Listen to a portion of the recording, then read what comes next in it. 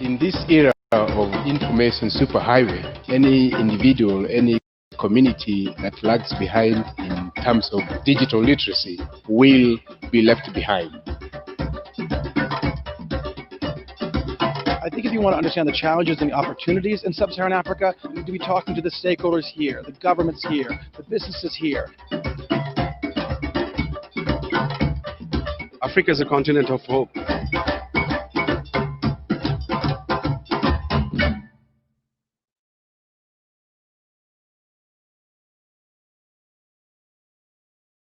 Good morning, Excellencies, CEOs, ladies and gentlemen. Thank you for joining us for the GSMA Thrive Africa 2020, our virtual 3 days event. I am Akinwale Goodluck, the head of the GSMA Sub-Saharan Africa, coming to you from Lagos, Nigeria. Our world, as we knew it, has changed immensely over the last few months as a result of the COVID-19 pandemic. Our interactions have evolved towards a digital community with the rise of the digital citizen as we adapt to our new normal. COVID-19 has cast an unprecedented spotlight on digital connectivity. Innovation leveraging technology remains a key factor in our ability to recover as quickly as possible. Promoting a safe society necessitates limiting contact in high-risk touch points, such as the use of cash and convening large events and meetings. Mobile money is accelerating a cashless society, and the region has embraced digital events and meetings enabled through MNO's new generation networks that offer fast and reliable internet connectivity. The main challenge we continue to face is bridging the digital gap and the task of leaving no one behind, particularly on the journey to economic recovery in the region. The GSMA Mobile Economy Report for Sub-Saharan Africa 2020, which we are also publishing today, states that nearly 800 million citizens remain unconnected to the internet. It is critical to close this digital divide. Today, nearly 30% of our population is connected through mobile to the internet. The good news is that we are close to covering 50% of our population with a mobile subscription, representing 500 million mobile subscribers in 2021. In addition, the adoption of smartphones continues to rise, reaching 50% of total connections in 2020 as affordable devices and financing models become more available. We are also publishing a Quality of Service Sub-Saharan Africa report, which forecasts a fourfold increase in monthly mobile data traffic over the next 5 years to 2025. Efficient and effective management of spectrum is also key to maximize the opportunities that mobile connectivity can bring to society. We have witnessed many governments allocating much needed additional spectrum to our members to cope with the surge in the use of mobile services and assure reliability of the service. I encourage all of you to download your copy of this report and draw out as much learnings as possible from the various discussions, presentations, and networking sessions that will be made available to you all throughout the 3 days of this event. Before we begin, I would like to take a brief moment to thank our 4 founding partners, namely MTN, MasterCard, ZTE, and Orange. Their continued support has been hugely valuable for both the GSMA and Thrive Africa, our first virtual event in the region. We will hear from each of them shortly, but before then, it's my pleasure to introduce the GSMA Director General, Matt Granreed, to share his keynote address. I thank you all for your participation.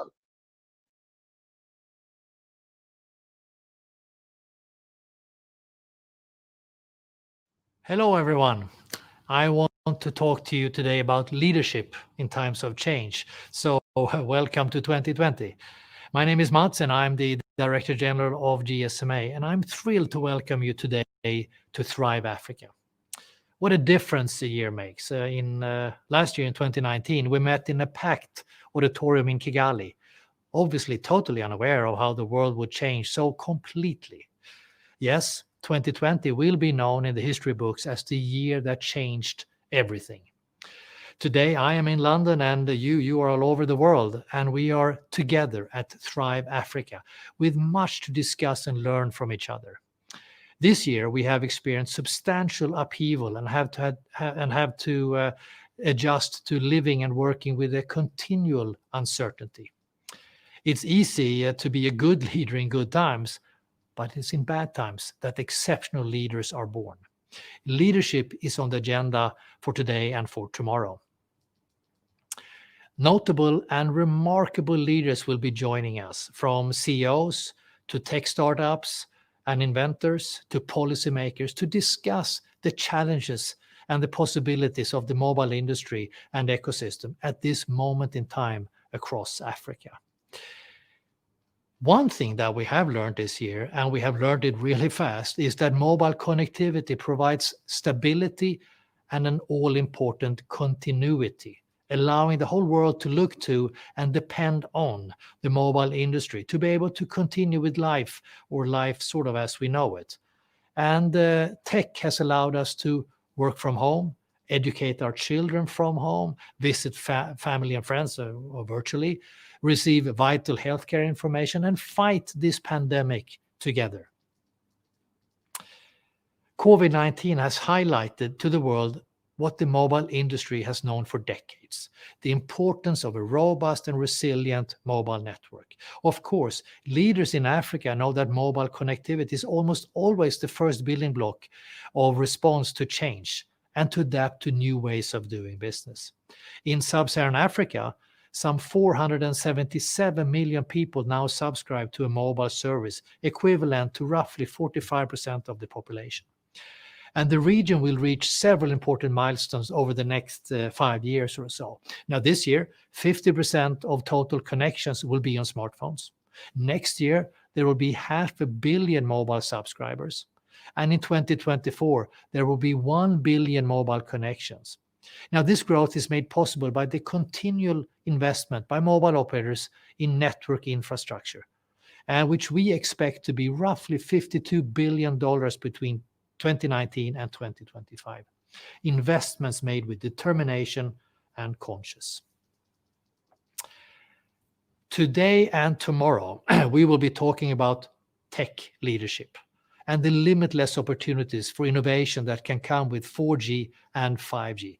While the near-term focus is still to increase 4G uptake in Sub-Saharan Africa, this year 5G networks have been launched in South Africa, and a number of 5G trials have taken place, including in Gabon, Kenya, Nigeria, and Uganda. On the agenda also is responsible and ethical leadership. In 2016 at the MWC in Barcelona, the mobile industry was the first to fully commit to the 17 UN Sustainable Development Goals, the 17 SDGs. And the mobile industry has enabled fundamental shifts in tackling challenges in equality, diversity, gender, health, and financial inclusion. And while it is true that the mobile industry is contributing to all 17 SDGs, we must remember that we now have just 10 years to go until 2030. We believe that connecting is always the answer and the future of Africa. And so I'm delighted to announce today that next year we will bring together even more leaders, from policymakers and CEOs in the boardroom to inventors in their backyard, to create the continent's most influential technology event. Next year, we will be welcoming you to MWC Africa, where the future of Africa connects. Over the next 2 days, let's connect, listen, and learn to ensure that mobile continues to be the great enabler across Sub-Saharan Africa, currently generating some 9% of GDP and supporting some 3.8 million jobs. That our collaborative leadership continues to drive digital inclusion. that governments prioritize digital strategies so that all citizens are connected and informed, leaving no one behind. This is still our great leadership challenge in these times of uncertainty, to propel digital advancement for a better future. With those words, thank you very much.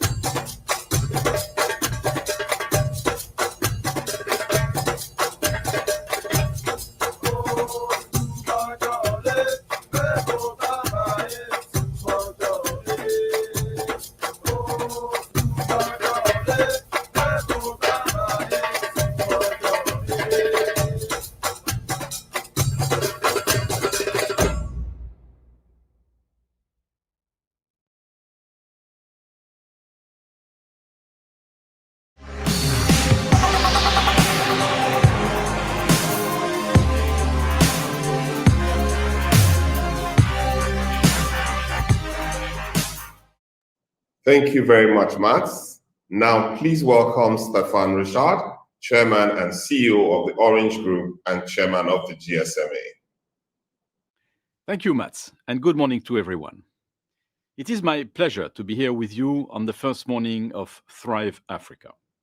This year, 2020, has been exceptionally challenging at both the global and the individual human level.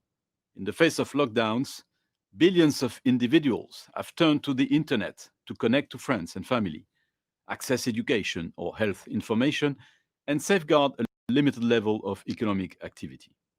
Mobile was more than ever indispensable to our daily lives, especially in low and middle-income countries, where mobile accounts for almost 90% of internet connections. There are more than 350 million internet users in Africa in 2019, 20 times more than in 2005. 300 million of them are mobile internet users. Mobile operators all over the world have been proactive, supporting our customers as well as governments with vital services and robust networks. Data traffic increased during the pandemic, in some countries as much as 50%, especially in Africa. Yet, our industry has delivered a 7% improvement in download speeds during the pandemic, highlighting the investments that we have made to ensure networks have sufficient capacity and are resilient. But this is yet not enough.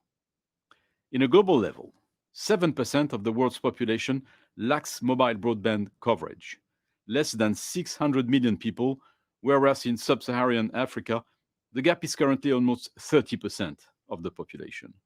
The lack of internet excludes individuals from opportunities to overcome the social and economic impact of the current crisis.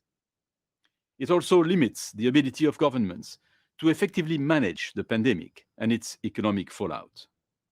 If we don't take action now, we run the risk of reinforcing existing inequalities in the digital world and further marginalizing vulnerable people. The mobile industry is investing heavily in networks. Orange alone invests 1 billion euros every year in Africa.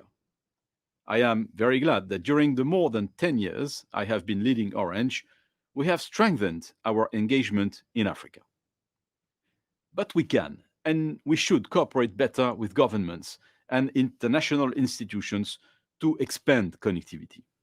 The GSMA has put together a number of good partnerships all over the world, in Ghana and Tunisia, as well as in France and in the UK, where governments have accelerated network deployments through fair spectrum fees and taxes or timely access to public infrastructure. Mobile operators are important taxpayers everywhere, but we can do much more for countries in addition to paying taxes. Through the pandemic crisis, everyone can see how mobile investments in connectivity keep life and the economy running. This is even more important in rural areas in Africa that lack other forms of infrastructure.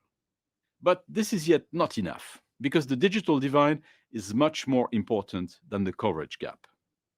3.4 billion people live in areas covered by a mobile broadband network, but they do not use the mobile internet. We call it the usage gap. The usage gap is now 6 times larger than the coverage gap in a global level. In Africa, there are 520 million people that are covered by a mobile broadband network, but who don't access the internet because smartphones or mobile services are too expensive for their revenue, because the content of mobile services do not fit to their daily needs, or because they lack the necessary skills. The mobile phone brings much more than connectivity, accessible services to the most vulnerable, reducing inequalities, and lifting communities out of poverty. People can access education even if they don't have a road to go to school. People can access solar energy for the first time because they can pay for it with their phones. People can access the most vital health information to remain safe this year. People can access finance.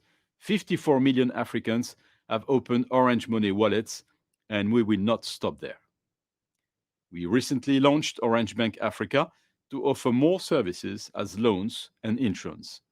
As an industry, we explore additional ways to reduce the digital divide and to overcome the barriers to mobile internet adoption by improving access to affordable devices and data plans.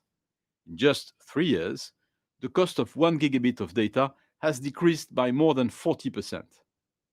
In Sub-Saharan Africa, for the first time in 2019, there were more 3G and 4G mobile broadband connections than 2G.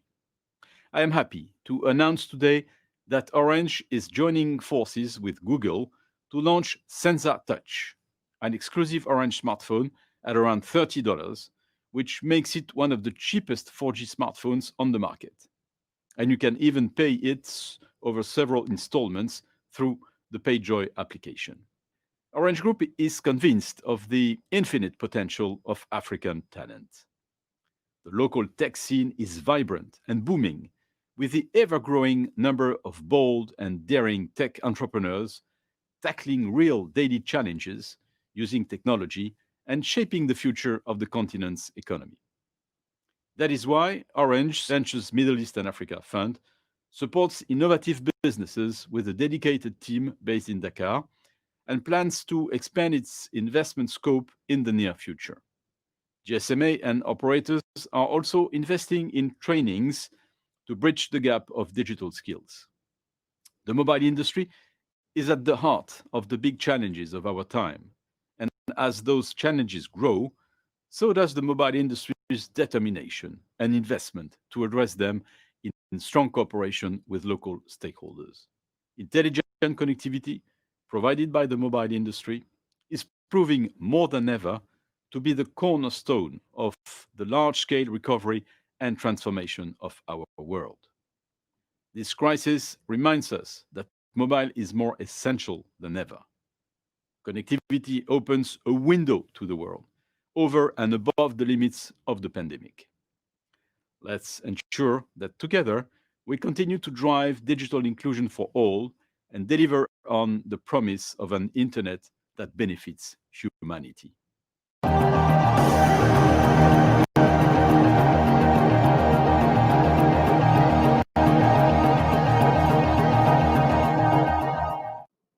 Thank you, Stéphane. I would now like to welcome Ralph Mupita from MTN Group and Claudia Macaristo from Star for the first of 4 fireside chats with our founding partners. Hello, my name is Claudia and I'm the regional manager for Stars in Africa, one of the biggest entrepreneurship education companies in emerging markets and active impact investors across 90 plus emerging markets globally and about 30 in Africa. So today I'm very pleased to be here with Ralph Mupita. So he's the newly appointed CEO of the MTN Group. He's also a Harvard and University of Cape Town alumni. And in 2019, he won the South Africa CFO of the Year award. So today we're here to talk a little bit about people, communities, and the continent, where we are looking at how MTN is looking to contribute to the overall digital agenda of Africa. So first of all, welcome so much, Rolf, and congratulations on your newly assigned post. So let's start with, how are you doing today? Thanks very much, Claudia. Doing very well, and pretty excited about the topics that we're discussing today. As MTN, we have a fundamental and core belief that everybody deserves the benefits of modern connected life, and I think we'll be talking about some of those elements. So pretty good today. Thank you so much, Claudia. Definitely, thank you, Rolf. Yeah, so I have a couple of questions for you. And I think we're just gonna dive right into it. And the first one that I'm very curious to know is that MTN has one of the strongest presence, right, from all telcos across African markets. And over the past years, we have really seen this shift towards going or wanting to go towards a more digital world on the continent. So my first question then would be, how is MTN driving the digital agenda across the continent? Yeah, as you know, Claudia, we are operating as MTN Group across 21 markets, 17 of those on the African continent. And we feel very excited about the acceleration of a digital society across our markets. We understand the role that we need to play in building these networks, making sure that we've got strong networks that cover as many people as possible across the population bases that we operate in. We're putting approximately about $2 billion of capex, network equipment, mostly, to be able to connect the people, across our markets. So the first thing is really about, a sustained level of investment to ensure that the connectivity is there and that the different types of technologies for connectivity are there. So in many of our markets, our customers, our subscribers are still using 2G phones, but our emphasis and our investment focus is really around, investing in data-capable technologies, the 3G and 4G, and obviously increasingly into 5G. So we believe that that investment, is going to yield, good value, not really just for ourselves, but also for the communities that we operate in making sure that, Africans don't get left behind as the fourth industrial revolution picks up pace. Thank you so much, Rolf. And maybe to build on top of that, I think, I've been working on the continent for over the past 5 years. And we also worked with quite a lot of corporates. And one of the things that we learned, especially as it relates to innovation in this digital world, is that many times you will find that a corporate might have regional or global presence, but they don't necessarily have that regional or global reach. And I think you were mentioning a little bit about those communities. So my question here would be is, how do we actually ensure that in this path towards a more digital world, that no one actually gets left behind, especially when we look at elements such as people in more remote communities, maybe people dealing with literacy issues, et cetera, et cetera. Now, it's a very important point that you're raising there, Claudia, because there is a real risk that we do leave people behind, and inequality increases and cause all sorts of socioeconomic and political challenges for us. But from an MTN perspective, the way we see our ability to play a constructive role and ensuring that nobody gets left behind is, firstly, the investment cycle that I spoke about, that we maintain that there is a level of investment that's building networks. So we talk a lot about coverage, making sure that we have as many people in a country covered by our networks. So, we want to see high levels of population coverage.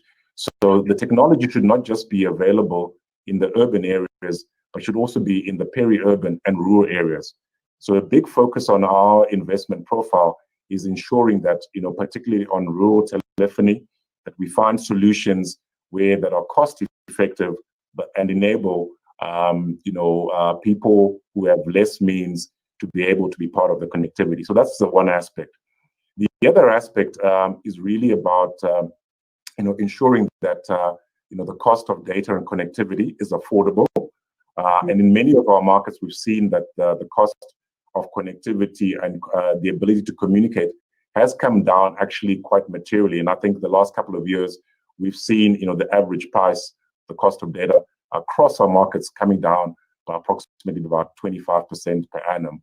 So the cost is coming down.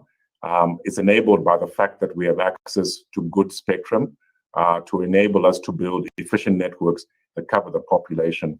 The third area that we're focusing on is ensuring that there is a device ecosystem that enables people to be able to afford to buy a device. Now, we don't manufacture devices ourselves, but we want to stimulate an ecosystem that enables devices to be accessible. And we understand that some of the price points there, we really need to get handsets that are below $20 and enable data connectivity. I think that's the space that we need to get to. And then the other areas we're focusing on is on creating applications that are very specific for the African continent. I think the one area from a digital services point of view that people know well of is mobile money. So we have across more than 14 to 15 countries, 38 million active mobile money subscribers, allowing them to be part of financial inclusion.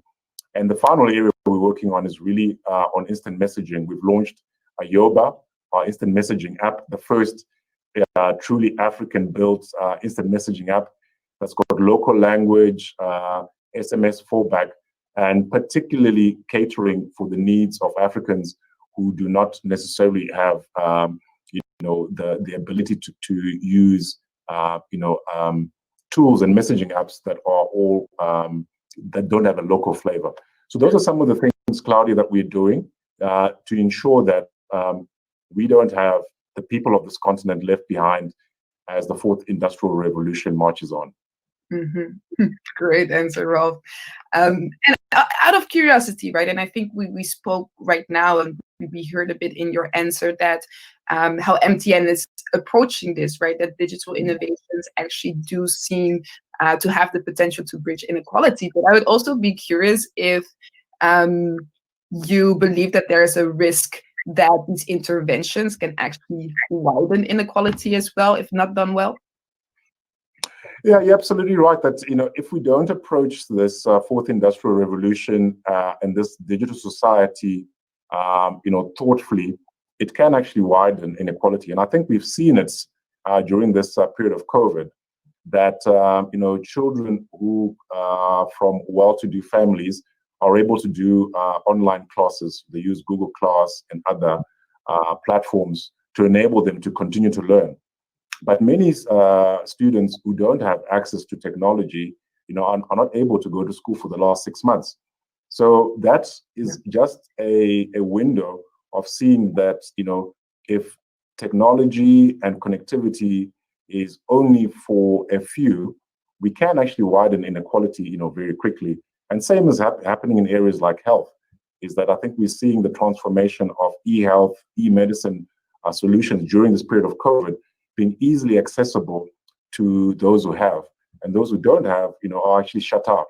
So the way that governments, society, and operators, there's a need for a social compact, across markets to think through how do we ensure that, as the technologies, as the digital services, accelerate, that nobody actually gets left behind, particularly people in rural settings. And that really requires, as I said, the kind of thinking of a social compact between business, government, and broader society. Mm-hmm. And just out of curiosity as well, because you do know I work in the space of entrepreneurs and innovation. So how can entrepreneurs and innovators collaborate with MTN to help you actually reach that digital agenda? No, we love entrepreneurs, and we don't believe we can build all the digital services and connectivity ourselves. And we're making sure that we create products where we can expose APIs for third parties, such as entrepreneurs, to actually leverage the infrastructure that we have and the connectivity and the customer bases. So institutions like SeedStar and others, we see you as part of our ecosystem of building these digital services and greater connectivity. So, I'm sure that, going forward, we will be collaborating and working with entities such as yourselves more and more. Thank you, Ralph. Final question for you. So if you had to describe in a couple of phrases, a couple of sentences, what is MTN's vision for a digital Africa? I mean, as I said, Claudia, our vision, the thing that gets us out of bed every morning as MTNers is this belief that everybody deserves the benefit of a modern connected life. And part of that modern connected life is entertainment. So, music, video, gaming is something that we're investing in. I spoke about instant messaging. And there's aspects of it that are very serious, such as driving financial inclusion. So our mobile money business, as I said, has been growing very strongly because we have the ability through our networks to get deep into our communities and provide them with financial services, and that bring them into the financial infrastructure of the markets we operate in. And so we see that role of our ability, to bring the benefits of modern connected society to all and sundry across all, 1 billion plus, Africans across our markets. So that's the vision that we have, and we believe that we'll get there partnering, the governments where we work, those the communities that support us, and see Africa thrive. That's our ambition. That's our passion. Thank you so much, Ralph.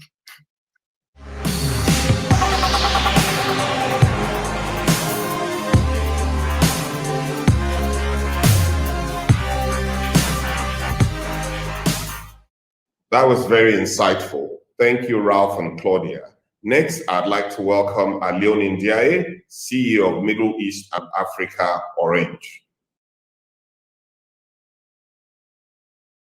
Couple of figures that showcase our commitment to the region and how much we invest in Africa. But beyond connectivity, 54 million Africans have opened an Orange Money wallet. We recently launched Orange Bank Africa in Côte d'Ivoire to provide loans and savings services, starting from small amounts to the largest number of customers. Orange Bank Africa will expand into Senegal, into Mali, into Burkina Faso. And in addition, we also have initiatives in energy, we have initiatives on education, and we have initiatives on health. We are very proud of launching a seed financing vehicle called MEA Seed Challenge to invest in smaller ventures in Africa. This Orange Ventures Challenge targets seed ventures with high growth potential and predominantly new technologies drivers.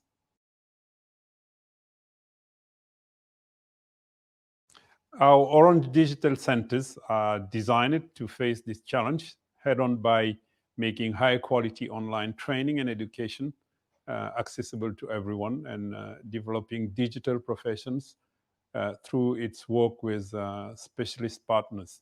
For Orange Digital Centers, we have a partnership with GIZ to enhance digital employability of young people in Africa and the Middle East. Orange Digital Centers are one-stop education centers dedicated to enhancing digital skills in our countries. The centers deliver a very wide range of services, from training young people in coding for free to more direct guidance in ICT-related manual trainings called Solidary Fab Lab, startup acceleration in Orange Fab, to investment in early stage companies, Orange Venture Africa.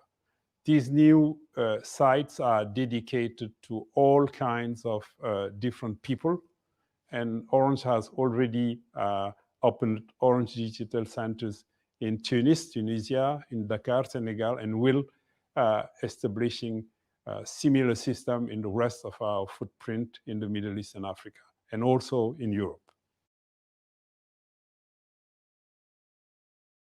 We are very mindful of the opportunities for growth in Africa. We're looking with great interest at the opportunity afforded by the the ongoing reform of the Ethiopian telecom market initiated by the Ethiopian government.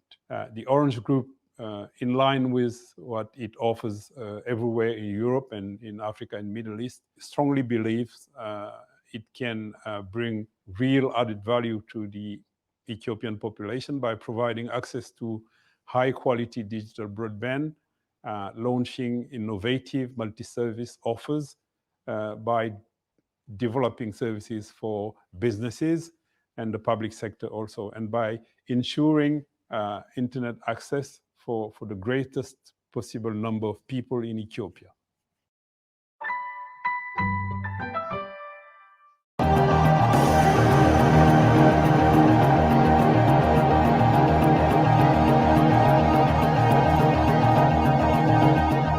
Thank you very much, Alioune. I'd like to now introduce Jean Lambert from MasterCard and Dr. Precious Lunga from Baobab Circle. Welcome. Hello, this is a fireside chat that I'm going to have with the Chief Digital Officer of MasterCard, Jean Lambert. Hello. Hi, Precious. Hi, Jean. It's really great to have you here. We don't have much time, so I will just dive in because I've been really excited to talk to you and learn really about your view in terms of digital. Now, we're all excited about digital innovations. Do you think digital innovations have the capacity to close or widen the inequalities gap across Africa? And it would be really interesting to also learn your thoughts about how we should be implementing this digital strategy. Yeah, absolutely. So yeah, we view digital evolution or revolution as the great equalizer. And the reason why we say that is because if you've learned anything during this pandemic, is that it really doesn't matter where you are in the world as long as you have a data connection, to be honest. And as in Africa, millions and tens of millions of connected devices are being deployed, all of these people now have access to information and education. And then people think about entertainment and TikTok and what have you, but it's actually really two things that, in our view, will lead to that higher level of equality. One is deployment of digital ID, so that people actually have an identity that allows them to get access to health services, to educational services, to social benefits. And then secondly, what we call digital inclusion, so basically providing people with access to transaction services, electronic transactions. And the reason why that's important is that as long as people are in a cash economy, they do not build a credit history. They don't build actually a financial history out there. But with electronic transactions, they can get access to credit, they could get access to microcredit, build a business, buy goods for their farm, and climb the social and economic ladder.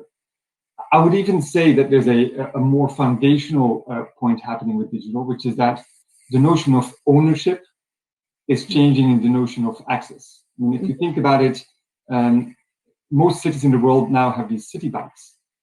What that means is really that people no longer need to have a bike. They get access to a bike via their mobile phone and they can go around. And we think that access economy will include laundry machines, will include mobile phones, will include solar panels, what have you. And so it's not anymore about the have or have nots, it's about the access or not access. And so in that sense, we've created actually a pay on demand product, as we call it, whereby consumers can, instead of buying something, can pay as they use it.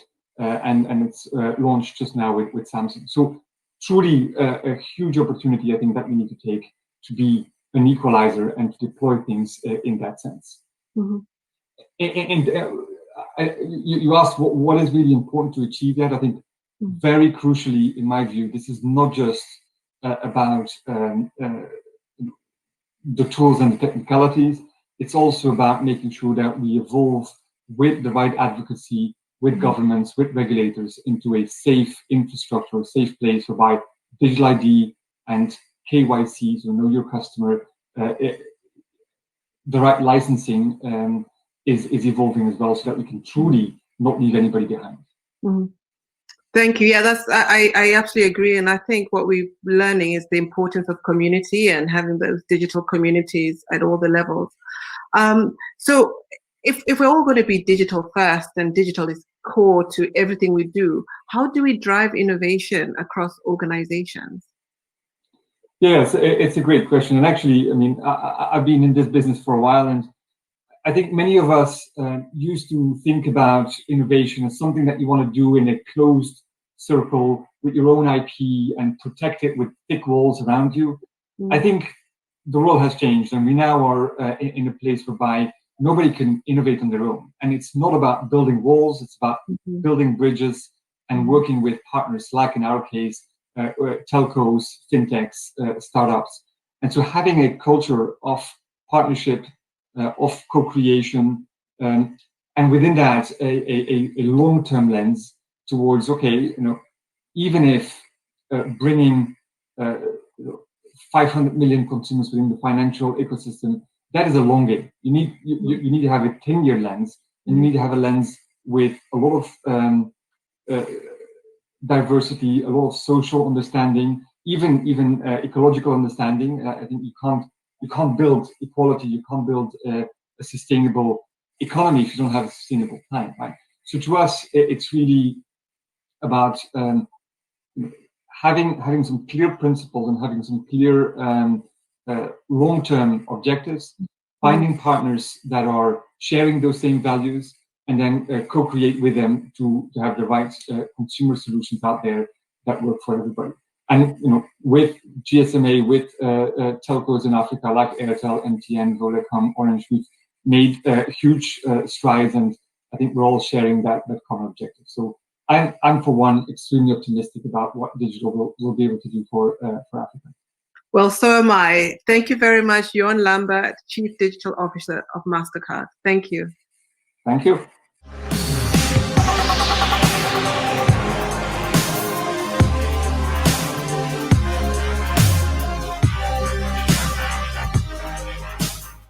Thank you, Jean and Dr. Precious. For the final fireside chat, please welcome Xiaoming from ZTE Corporation and Lisi Birikundayi from TRECC. Hello, everyone. I have the pleasure today to speak with Mr. Xiaoming, Senior Vice President of International Sales for ZTE Corporation, a leading Chinese telecommunication company. Mr. Xiao has been with ZTE for nearly 20 years and has been at the forefront of its expansion into Europe and Africa. Mr. Xiao, great to be with you today, and thank you for taking the time to answer a few questions for us. Thank you, Elise. Hi, everyone. There is still currently and unfortunately a big connectivity gap in some of the regions in Sub-Saharan Africa, but we see that ZTE has been proactively acting for the 5G promotion on the continent. My question for you is, do you think the African continent can really take advantage of a new technology like 5G, especially to unlock development pathways for other verticals, when we know that the existing infrastructure can be weak in some places? Absolutely.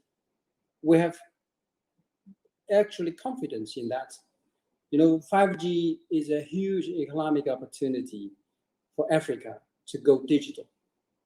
Smart agriculture, like the 5G plus biometer we did with Free Austria.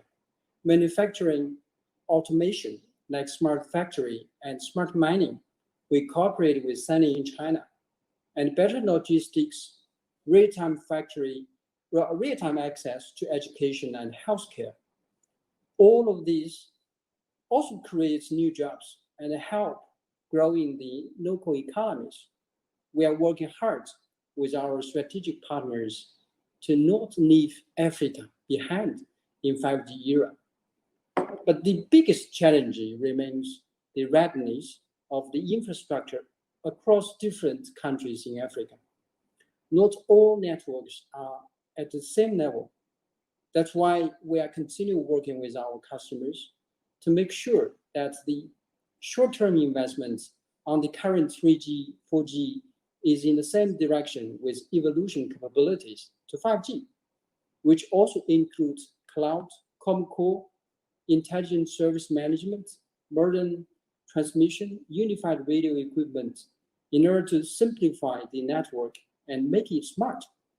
We are very excited to lead the Africa digital transformation with partners like MTN and to continue exploring the new possibilities that come with 5G. Can you talk to us more about ZTE's strategy and investment focus in Africa? How does the digital future of the continent look like for you? You know, I personally had 7 years very, very memorable working experience in this continent. ZTE's vision in Africa is to bridge the digital divide and build a sustainable digital Africa. 5G and digital transformation represent a huge economic and social value. It requires we play our role in capturing that value with our African partners, of course. The first thing we're doing is to make sure communication services and access to the digital economy is affordable to the people of Africa. We make that happen with diverse smart devices and also the lower TCO network deals, including 5G, of course, for the operators in order to keep the cost of services in a very reasonable level. We will apply cloud technology, big data, AI engine, these new things together with 5G to the digital transformation of different vertical industries. That, I believe, is a key to boost the digital economy of Africa. The second thing is about investing into the local talent. We want the transformation to be sustainable. That's why we invest into training and education, support innovation and local ecosystem of developers. We recently opened our 5th innovation and training centers in Africa. In there, you will be able to see and experience our latest technologies. Of course, we remain faithful that a digital Africa will be realized at full speed. Please. Well, that's great to hear. It's great to hear what ZTE is doing. Like you mentioned, talent is really at the center of everything. Bridging the digital divide gap is also at the center of everything. COVID-19 showed us that we need to be there from a technological perspective. Thank you so much for what the company is doing for the continent. Thank you for taking the time to share with us your valuable insight. And my great pleasure.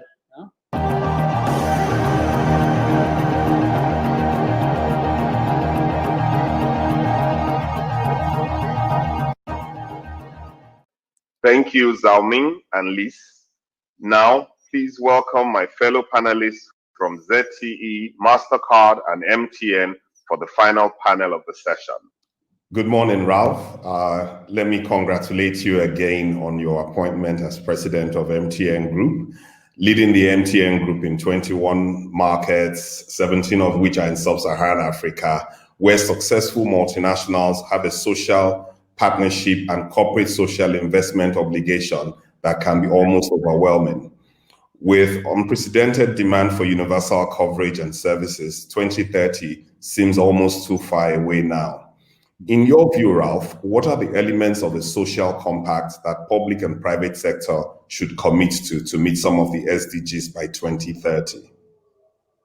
Well, thanks very much, and I absolutely agree with you, which is that 2030 could seem very far away, and if we stand and reflect on where we are today, there's a lot that needs to be done. There's a lot of arranging, there's a lot of meeting of minds and agreements across business, government, and society more broadly to make sure that Africa is not left behind. So as we think about the concept of a social compact, I think it's really about a collective vision and a program of action between business, government, and society more broadly than just in the countries that we operate on the African continent, but actually on a Pan-African basis. I think we face, three particular challenges that need a resolution point. And these challenges are in no particular order. The first, that we have a massive digital divide, both in terms of a lack of access, in terms of the digital economy across our markets. We all pick different data points, but certainly less than 40% of Africans have access to the internet or are enjoying the benefits of the internet. And through this pandemic, I think we've seen just the iniquities and social ills that come with lack of access. People couldn't social distance, and our children, the African children, couldn't go to schools, but those who had internet access, could continue online. So the digital divide, across Africa is too stark and too wide. I would make that as the first statement. And the second statement is that, telecommunications infrastructure, and we want to have the best in Africa, is going to require private capital investment. And I think, I think it's McKinsey who have quoted that there's at least $100 billion of network investment required over the next couple of years to be able to create a situation where we have universal broadband access. And that private capital requires a return. Many operators have not been able to make a return above the cost of capital, and it is a conundrum in of itself. I think the third area is really around the ambitions that we have beyond, the SDGs. The 17 SDGs are obviously important, but the ambition that we have for Africa to leapfrog and to use the digital inclusion, the digital and financial inclusion to get ahead. And all those three issues, can actually be solved by the social compact, where we have the collective vision, the program of action, and a clear understanding of what needs to be done and sequence between now and 2030. And it's very possible to get there, but it does require, the social compact on a Pan-African basis, Wale. Thank you very much, Ralph. Thank you very much, Ralph, especially, when we look at the number of people who are still either completely unconnected or have no access to the internet or have chosen not to adopt the internet. The buzzword today in Africa is digital, from digital ID to digital literacy, digital content, digital inclusion, all leading up to a digital economy. Darren, let me ask you, what should our strategic actions be to ensure digital Africa leaves no one behind? Hi, Wale. ZTE as a global ICT leader, our vision is to enable connectivity and trust everywhere, to provide our customer with advanced, reliable, and secure network solution and services by considering of the differences in regions, countries, operators, and end users. It applies to Africa too. That requires us not only meet customer needs and consider affordability, but also have the role of technology foresight and industry leadership. This is also the reason why we are vigorously promoting the progress of 5G deployment in Africa. No one will be left behind in the 5G era. But you know that in Africa, now, as Ralph just said, a lot of people have no access, So 3G and 4G is also important. Here, I want to clarify that ZTE is not only focusing all the R&D resources into 5G. Actually, the technology which we develop in 5G can also optimize our 4G and 3G solution. So all the customer will be benefit, So we will put more efforts in contributing more in African market. Only.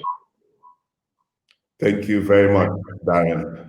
I think the buzzword for us, it remains digital economy, digital this, digital that.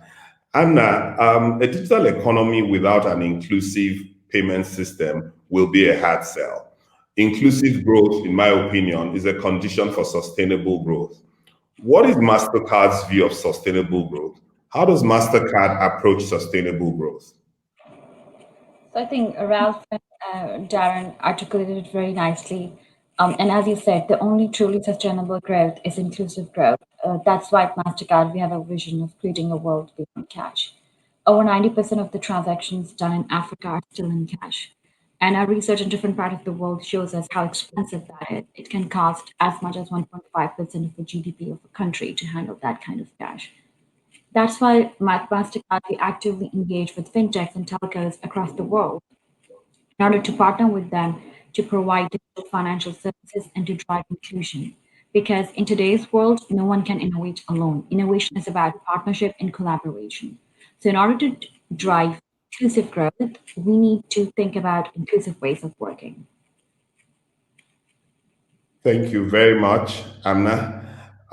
It's, we've been talking about the gaps in the region, but there are also a lot of great things happening in the region. By the end of 2021, we envisage that we will have 500 million unique mobile subscribers in the region. We'll continue to see the growth of new generation networks. 3G is now the dominant standard, and shortly, I expect by 2021, 4G will also overtake 2G. We continue to see growing smartphone penetration and expect to be at about 65% by 2025. So there's a lot of digital awareness in Sub-Saharan Africa.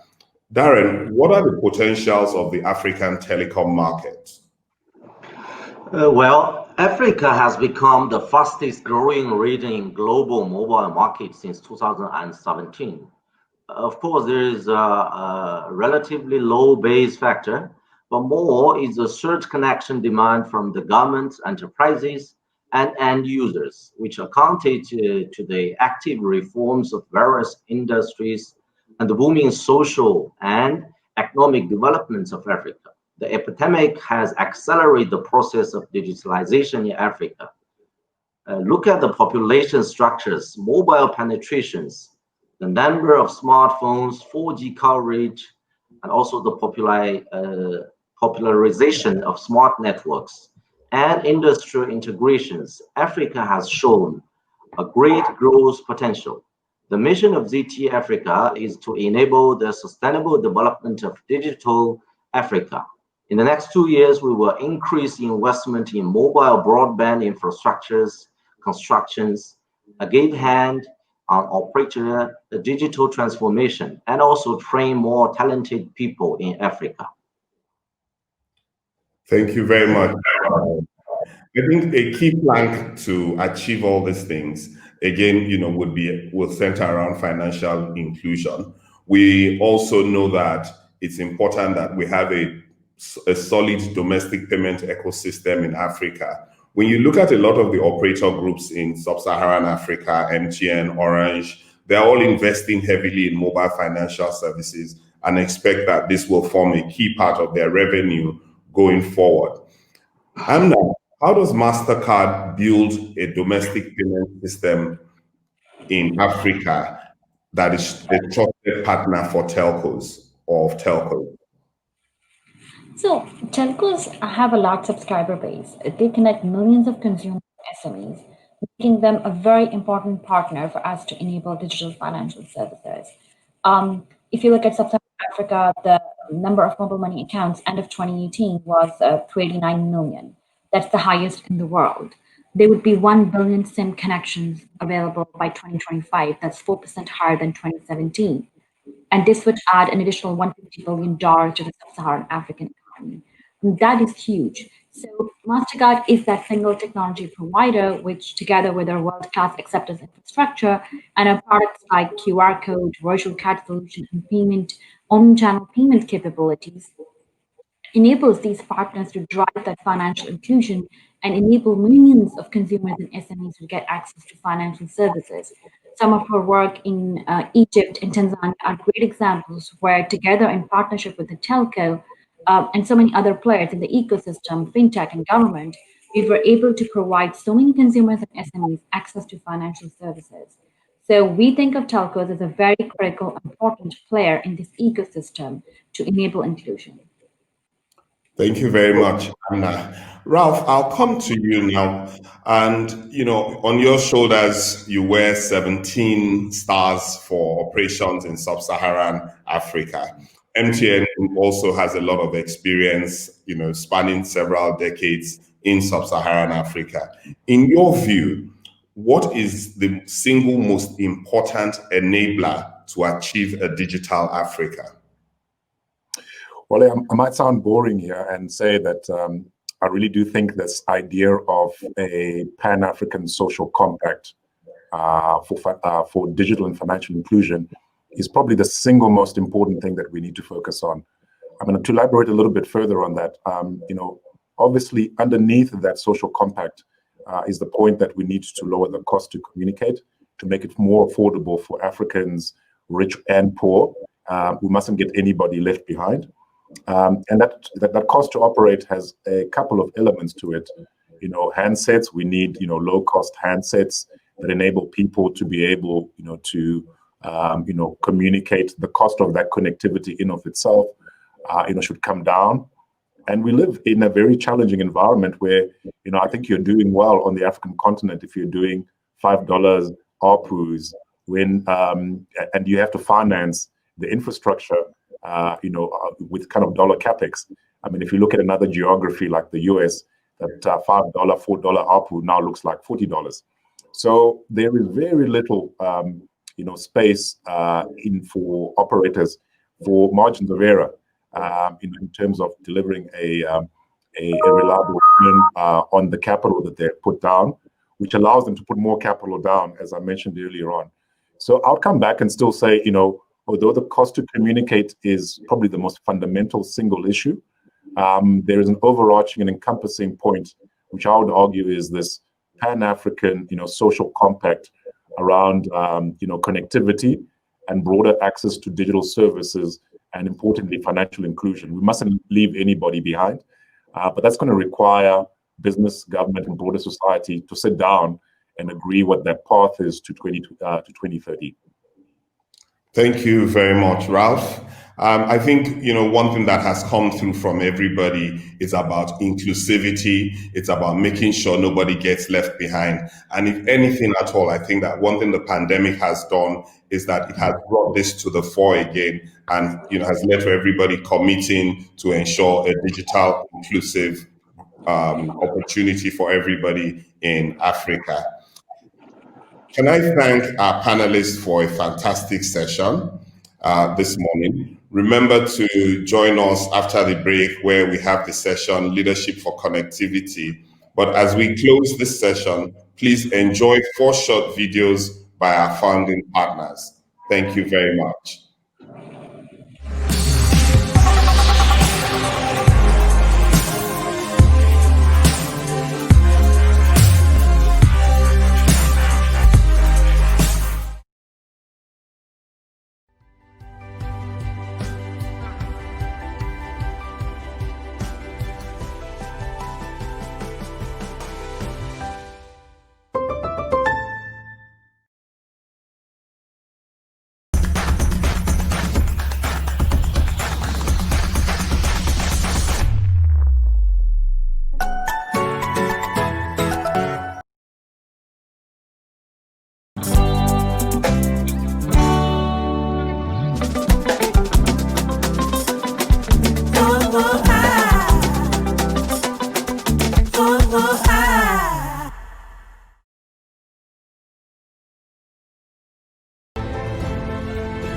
Everything changes for you.